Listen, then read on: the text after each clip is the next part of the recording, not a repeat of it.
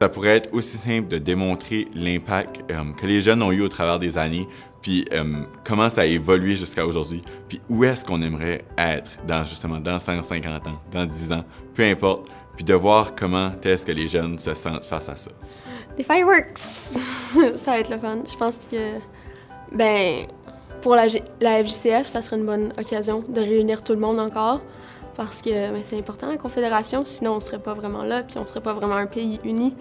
Ça serait plus comme des petits patchs de pays, si on voit comme ça. Fait que ma vision, ça serait comme un gros party de jeunes, finalement. Que ce soit grand, que ce soit fêté, que tout le monde soit impliqué, que ce soit pas juste les francophones, que les anglophones le voient aussi, qu'ils voient qu'on est présent. Déjà, je suis déçu car il n'y a pas de robots et il n'y a pas d'unicornes qui sont en train de nous guider. Mais je pense que le gouvernement continue à essayer de nous appuyer et peut-être même inclure plus la communauté francophone dans les décisions.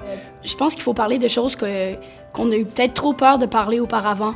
On a tendance à parler de John A. Macdonald, le premier ministre, mais je pense qu'il faut parler de tout ce qu'on a essayé de cacher, puis de parler des minorités qui se sont battues pour leurs droits au Canada, comme les Autochtones, les francophones et même les anglophones minoritaires au Québec, par exemple. Je pense qu'il faut parler de ça et non des grands personnages politiques qu'on connaît déjà. Je viens du Québec, puis en venant ici, je me suis rendu compte à quel point il y avait une grande communauté francophone dans le reste du Canada.